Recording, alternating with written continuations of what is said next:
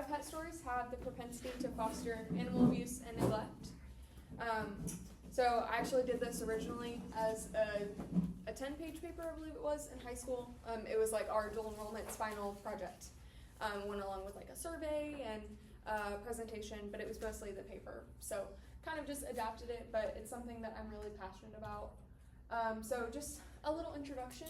My name's Ava. I'm a freshman pre-vet major. Eventually I want to be a reptile veterinarian, but all animals are my passion. I'm from Gallatin. I worked at a local pet store there. Well, it was a franchise, but it was locally owned for over a year. I still work there technically, and it's an adapted version of that. I have a fish here on campus. His name is Honey. He's a beta, and I have 2 dogs back at home.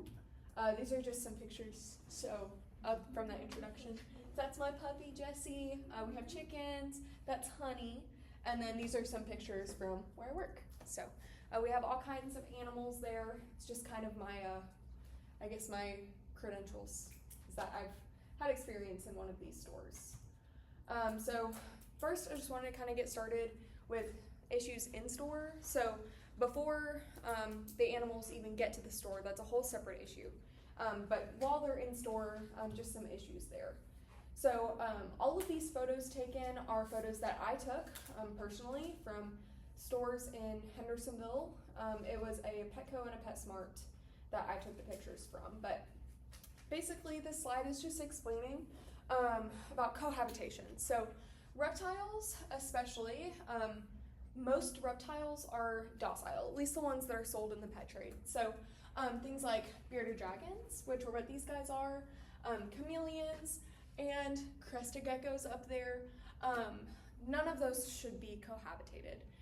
There's a risk of cannibalism, injuries occurring when they're together, a lot of aggression, but while they're in store, they're housed together. So like you can see in all of these enclosures, there's like, these were the same picture, it was from the same enclosure, so that's upwards of 6 baby bearded dragons in a 10 to 20 gallon enclosure, which is pretty crazy.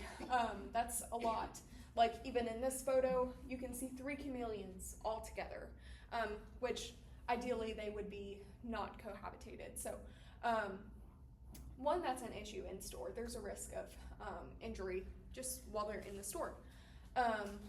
Aggression, missing toes, missing pieces of tails, especially crested geckos can drop their tails and they don't grow them back, so they have what's called like a frog butt, because they don't have their tail anymore. It just looks like a little frog butt. So there is a risk of that, but then also, just say for example, you're a new pet parent and you're wanting to get a bearded dragon.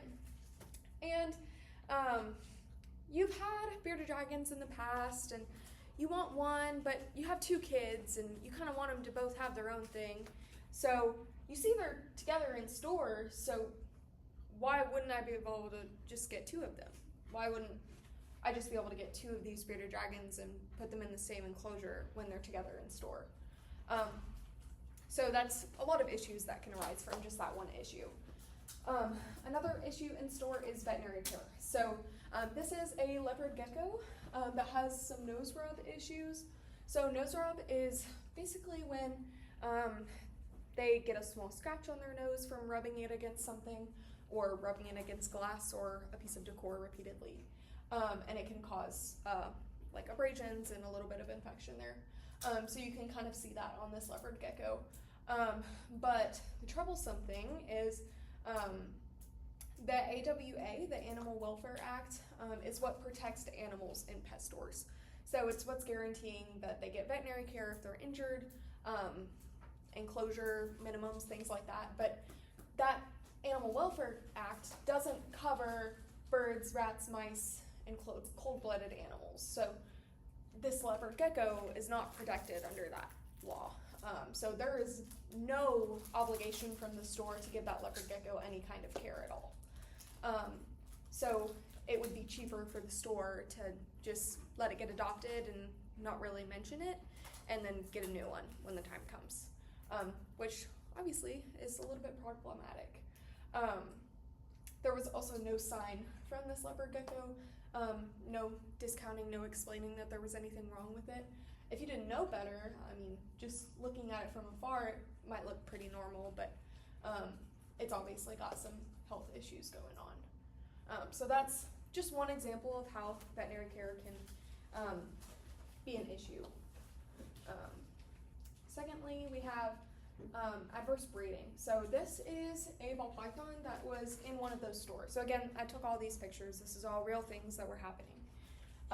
So this is a ball python. It's a type of snake. They're known for being very docile. They don't get super big. This is obviously a baby, but they don't get very large. They're great pets. But you can see some genetic mutations. So obviously, there's a color difference, right? Usually a ball python isn't that color, which obviously if you hadn't seen one, you wouldn't know, but there's color morphs and there's pattern morphs with ball pythons. So this ball python has some color morphs going on. Looks like maybe axanthic and albino, but don't quote me on that, I don't know for sure. But there's also what's called the spider morph, which is what's affecting this pattern. So I'll give another example of that in just a moment. But what this pattern causes, this genetic alteration, it causes neurological symptoms. So it causes what they call a wobble. So the spider morph and ball pythons, some people really like the way that it looks, but they have this wobble to them. It makes it hard for them to eat, makes it hard for them to strike their food. Ball pythons are already known for being a little bit temperamental with their food, so if they strike and miss, they're not going to go after it again. So if they have that wobble, they're more inclined to miss, and it can cause a lot of issues with them having difficulties moving around, staying balanced on surfaces.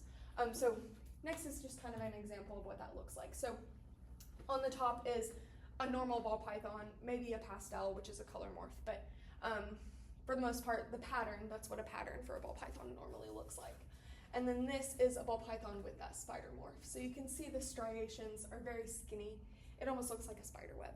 So people do like that look of the pattern, but it almost always comes with neurological differences, which can be problematic.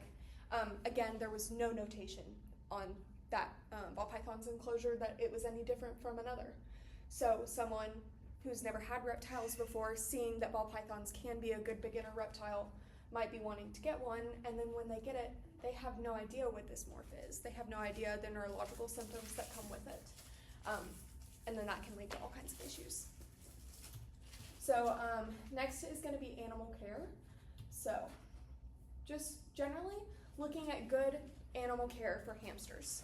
So this is two examples of pretty good habitats for different breeds of hamsters. So this one's a little bit smaller, maybe for like a winter white or a dwarf hamster, and then this one's a little bit bigger, maybe for a Syrian, which are a little bit bigger. But hamsters are rodents. They're very inclined to digging. The minimum recommended is 8 inches of bedding for them to dig in, which most enclosures don't have, but we'll get to that in a second.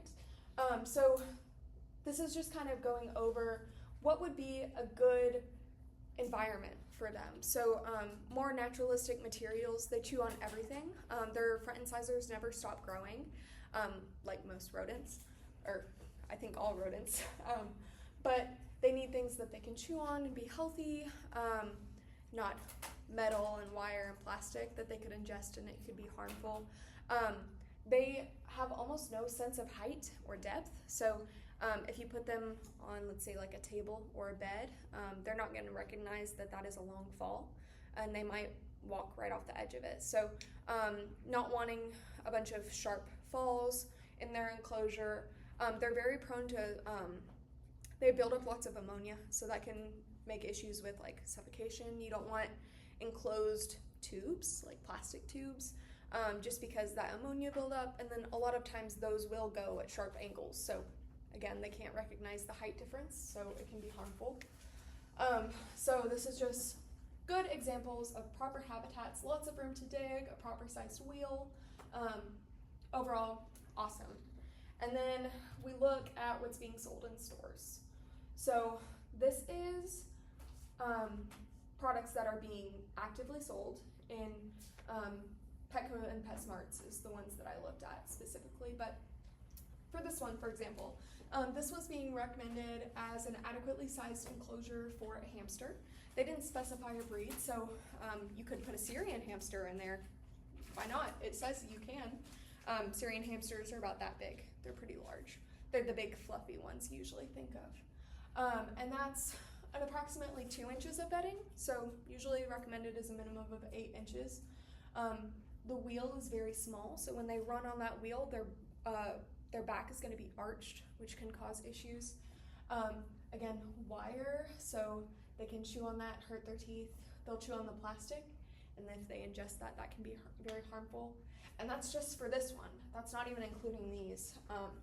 I believe that they discontinued this specific product, but this line is still selling the Tiny Tails. So if you look at this, this is a dinosaur habitat. It's about this tall, marketed obviously towards children as a large mansion for hamsters. But if you really look at the size in there, where are you even supposed to put bedding? Nonetheless, how are you supposed to clean it? Hamsters will sometimes pick specific areas to like deposit their waste, but most of the times they'll do it anywhere, and it produces a lot of ammonia that can build up in spaces like that where it's very enclosed. And then also you have the height difference where there might be little platforms in here, but they can't recognize that height, which would cause a lot of panic. And then this we have here, that middle part is the wheel, and this enclosure is about this big. You're supposed to put a hamster in there. I don't even know where you would put bedding in that one either. Just overall very problematic. If you go to their website, this is an actual care guide for a Syrian, and their recommended appropriately sized habitat is this. So that would be around this big.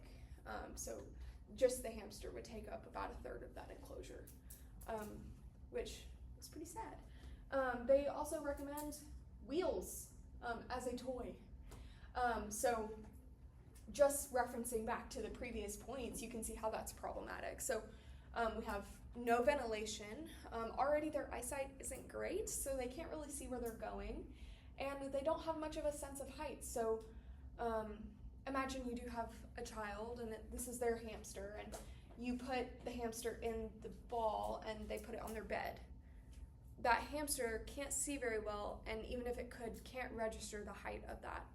They're gonna fall off of the bed. If they were to defecate or urinate in that ball, the ammonia is gonna be so built up, and even if there is slits for ventilation, some smaller breeds could get their feet stuck in there. I've seen personally hamsters get their limbs stuck in things, and it can be very detrimental. Their bones are extremely fragile. And then you have something like this that they recommend, which is like a play space. But just imagine you have a scared hamster, has nowhere to go, except for these corners, and there's probably going to be children running after it. That is a very stressful situation. But that's just hamsters. So next we have fish. So recommended for betta fish specifically is what we're looking at, is a very minimum of 5 gallons. So this would be an example of a 5-gallon tank. That's actually my tank, that's a 10-gallon. So actually the recommended minimum, bare minimum, is 5 gallons for a long fin betta, because their fins are long, they can't swim quite as much. But something like a short fin betta, where they're not bred to have these long extravagant fins, they're gonna need more room to swim, to exercise, so they would need a 10-gallon as a minimum. But according to Petco, this would be a good minimum size, a 1 gallon. Or they sell things that are even less on their website. So Come to think of it, I think I saw when I entered a PetSmart before, like I've always noticed how small their little like baggies are, and it's just like. Well, the containers that they're put in, it is kind of a necessary evil. There are better ways to do it. I've seen personally like mom and pop shops do filtrated like grid things, but you can't necessarily have a bunch of betas in one tank because they will injure one another. And those cups are emptied out 1 to 2 times a week with fresh water, so you do get some oxygenation there, but it's not optimal. But for long-time care, a 1 gallon is not sufficient. Additionally, they have what's called a beta buddy in here. It's something that's very commonly sold, also known as a flare stick. So betas can be very aggressive towards other betas. They do sometimes need to what's called flare. They'll flare up all their fins and get really puffed out when they see another beta, and that's why those are called flare sticks, because sometimes experienced caretakers will buy a flare stick and flare their beta every once in a while just to get some exercise, but they sell them in stores as a buddy, which it really just causes extra aggression and stress on the beta. So you can see that they have that in there, what I assume is full-time, which is extremely stressful to the fish. This is some other products that are sold in store. These are screen grabs right from their website. So we have an unfiltrated bowl that does not have room for filtration or a heater. Betas need ideally 76 to 80 degree water with a filtration system. This one is a 1 gallon tank split in 2. You're supposed to have 2 betas in there. And this divider looks like it's opaque, but in person it has little slits in it so they can see right through it. And then this is just another 1 gallon. I believe that one does have a heater built in, or a filtration system built into it, and so does this one as well, but no heater. And then this is just saying more things. This is directly on their website that they sell. So you do see some good things. This is a 5 gallon tank, which would be good. But then you also see things like this bowl and this 1.4 gallon aquarium, which is right at the top when you search beta, which is pretty problematic. Additionally, Okay, so I did have a quick question. So like you had said that they get aggressive when they see other betas, right? Is that why they're called like beta for fighting fish? yeah, they're actually another name for them is the Siamese fighting fish. They were bred for their aggressiveness, kind of like dog fights. They were bred to fight each other. So they're very aggressive. They're bred to be aggressive. So this is just kind of speaking on employees. So all of those things that were sold in store, people when they walk into a store, they assume everything in there is suitable, right? You walk into a grocery store, you assume everything in there isn't going to hurt you if you eat it. I mean, obviously it might not be healthy for you, but it's not going to hurt you. If you walk into a pet store, you assume that if you want a fish, if this says it's for a beta, then I can buy it for a beta. If this enclosure says for a hamster, then it should be good for my kid's hamster. So this is just kind of talking on employee knowledge. So this is a quote I took from my coworker at the time. He said, "It is very hard to keep employees on hand who are experienced in animal care or are willing to learn for very little pay. I personally believe that if the company wishes to pursue higher standards in care, they should invest in a higher quality employment opportunity." So usually pay for these stores is very low, as little as $10 an hour, with very high turnover rates. And there is some required training that you go through, especially if you're doing animal care, but it's not necessarily like a regiment. It's not an online course you have to take where you know this knowledge. But people assume when they come in that if they ask an employee, they're going to know the solution. And then that's just amplified with turnover rates. So there's people that want to work there, that care about the animals, but they can't afford to sustain their family or even just themselves on the pay that they're getting. So it's not a very good environment for learning to amplify that knowledge. So next is kind of talking about where the animals come from. So just like show of hands, does anybody know where the animals in pet stores come from? No? I'm I'm gonna take a guess and say probably breeders oftentimes, although Say breeders. Puppy mills. although some might be wild caught, like Puppy mills. stray cats and all that. Okay, so puppy mills are technically illegal, and we're kind of focusing on not cats and dogs because there is many laws protecting them, but a lot of these other animals there isn't laws like the AWA, that Animal Welfare Act, doesn't cover a lot of these animals. So, we've only been talking about in-store issues in store. After they've gotten there, who knows where they came from. So we're going to be talking a little bit about where these animals come from, specifically hamsters, birds, gerbils, things like that. So these are images from SunPet LLC. This is the provider for Petco's, PetSmarts, other things like that. So Pet Supplies Plus, that's where I worked. I can see that personally. It's on the box when they come in, when we receive animals, and that is where they came from, which is not easy information to find.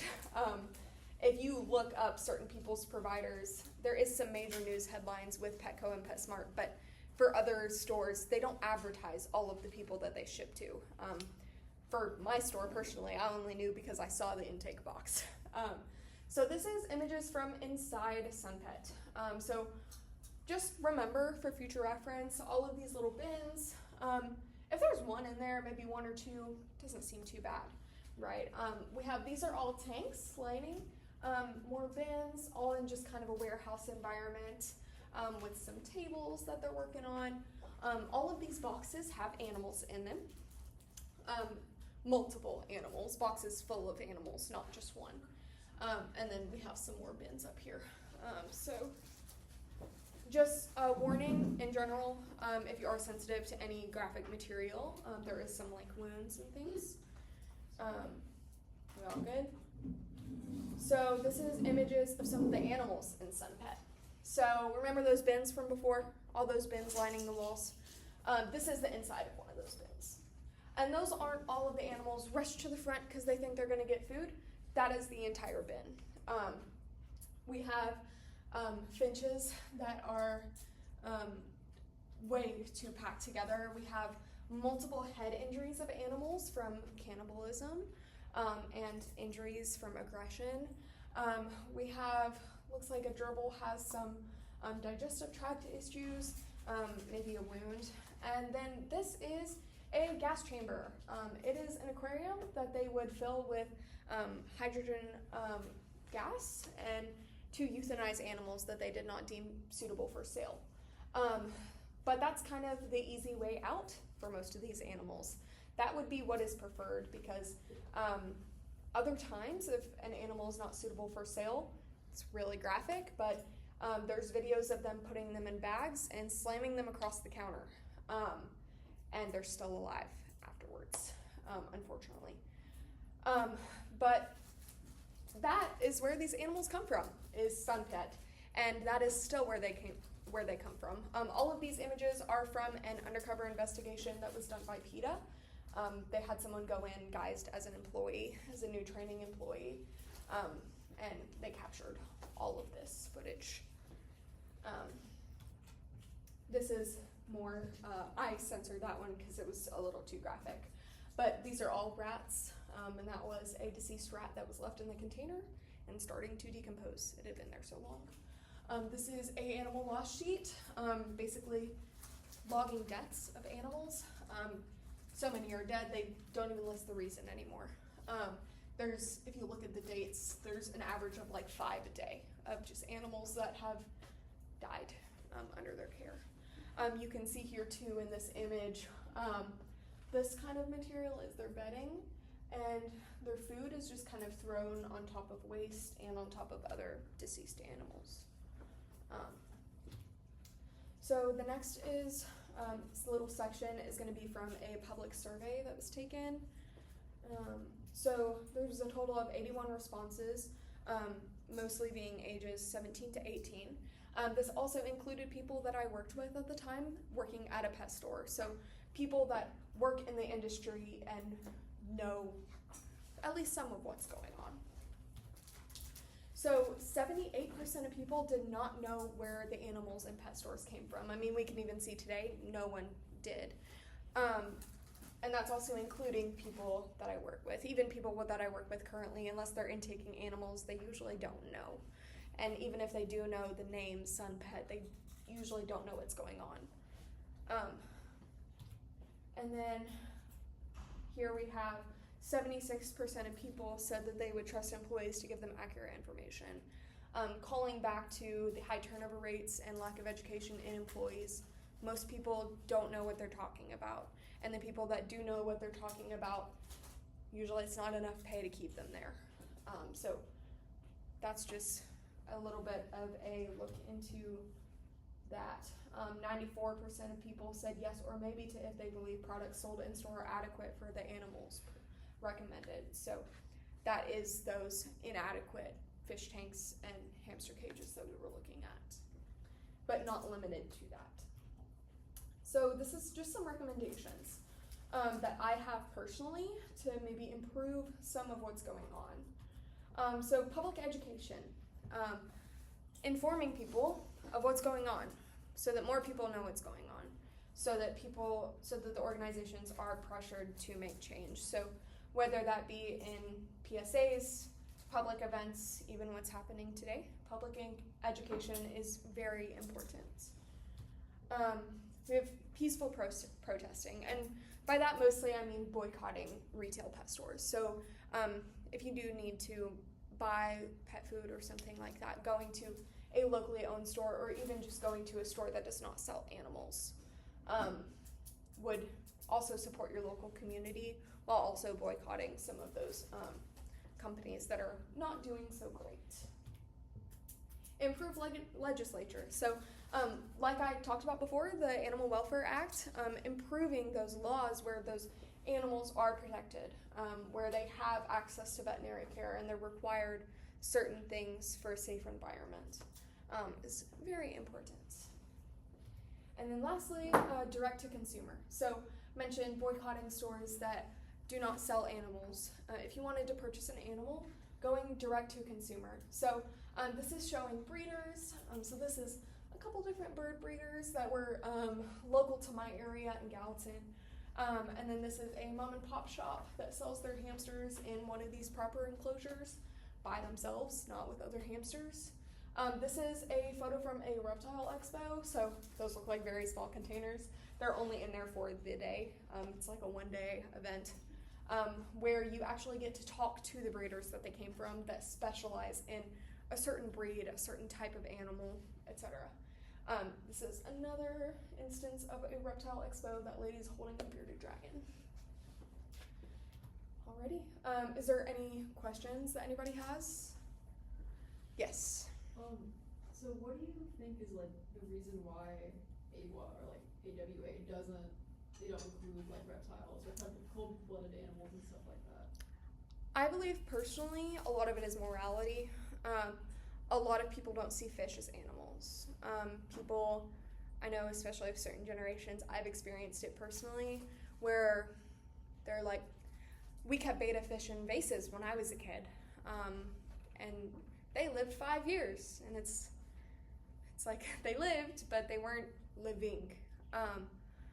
So that can be kind of an issue, and then I would have to ask the lawmakers. I don't know personally their thought process, but I think a lot of it would be that morality. Yes. Is there anything currently being done about the Sun Pet LLC? Like, because you showed us all these images and said that PETA was going in and doing things, but it seems like they're still widely used and widely connected to all these places. Is there something being done, or? So that investigation, I believe, was done in 2011, and they were required to make some changes. They never specified what they were, and they have no updated information. But I see personally people, animals coming in injured, sick, with respiratory infections. So I don't believe that there's much change going on. I didn't even get into Marshall's ferrets, which is a whole separate issue. Marshall's is basically the only ferret breeder that you can get in the US unless you want to go locally. There's almost nothing else. Any pet store you go to, they're going to be a Marshall ferret. They almost always come with adrenal disease, other diseases, and they always come in sickly into our stores. Like on death's door is when they come in. But that's a whole separate issue. really, I just think because it's cheaper. People don't want to change their provider when it's going to be thousands times more expensive. Or they could just go with SunPet, get animals in, get animals out quickly, and make more money. Yes. Okay, so I had another question. Well, more of a comment. See, with this while this is bad and all, like speaking from like another perspective, just with what's happened throughout U.S. history, I honestly can't see there being like a big movement unless there is like a ground-shaking book. You know how like during the 1920s they had the bacteria in food. So, and when people saw that one book, they began getting angry about it, and there were some reforms then. And I think that would be part of public education. So like I said before about improving public education, that could be part of it. Mm-hmm. But then also I believe that if there was improved legislature, then these places would be forced to make change. And they could have legal action if they didn't follow But those. like I said though, it has to be like a really big event that spurs it. I know you didn't really comment on it because you said there are more protections for things like puppies and kittens, but I was wondering if you had like any other kind of like similar knowledge to share about like their situations and what we can also do. Mostly what I've seen the biggest issue is backyard breeders. So backyard breeders, everybody has different definitions for it. Personally, I would kind of define it as people that have dogs and breed them to make money. So backyard breeders, they're people that they have certain breeds of dogs and they don't necessarily know the exact implications on how to do it properly. They just breed them, market them a certain way at a very increased price and sell them off without the proper precautions. So, I mean, to give a very recent example, the people here selling puppies. Not that long ago, what was that, like a couple weeks ago? 2 weeks ago? Yeah, 2 weeks ago, there was people selling Chihuahua puppies. Chihuahuas don't come in Merle. There was a Merle Chihuahua. But they were selling them for very high price. Like, I believe it was like, was it like $700, $600? And they weren't neutered. They weren't old enough for their shots. It was 6. And recommended amount, I believe, for weaning is 8 to 12 weeks to build bonds with their mother and to have all of the recommended vaccinations. And that can lead to a whole lot of issues down the line. I mean, this doesn't specialize in that. I know you kind of mentioned that, but I would have to do some more research to give a more coherent answer on it. But there is definitely a lot of issues with puppy mills and backyard breeding. So there is laws to protect puppy mills. They are technically legal, but people find ways to get around that. Kittens, there is a lot of issues with stray cats. Even here, there's a bunch of stray cats, but if you ever have cats or kittens in your neighborhood, a lot of places will do free spay and neuters if you catch them in a live trap. A lot of people don't know about that. But yeah, spay and neuter when possible. But I don't know if that answered your question, but Can I say something? yes, So my neighbor, I think, was actually a backyard breeder. a lot of people are. No, because like he would keep his like I remember coming home from school one day and I was just sitting in my room. See, my window, it faces like the back of the yard, and I could see my neighbor's yard from there. Oh my gosh, those dogs are out there doing it. I was in middle school, all right, and I was just like, he needs to get his dogs under control. I was like, but another one of those days though, he had his dogs. They were outside in a cage, and it was 108 degrees outside. And Yeah, there is responsible breeders that will technically breed in their backyard, but they do it under certain protections, and they do it for the conservation of a breed. But it's not just to make a quick buck. It's for the conservation of a breed, and most of the time those breeders will have their puppies spayed and neutered before they're sold to prevent further backyard breeding. Oh yeah, another thing I want to mention. My aunt is actually a cat breeder. She is a very humane cat breeder, but lives all the way in Hawaii. I've seen her methods. I think she just does pretty good with them. And she typically keeps the cats and like she often like when they get old enough she'll like retire the older ones and let them go to a good home. Mm-hmm. Yeah. Is there any other questions? All right. Or sorry, after a few litters, that is. Yes. All right. Well, if nobody has any other further questions, the rest is just sources. But that's all I have for y'all.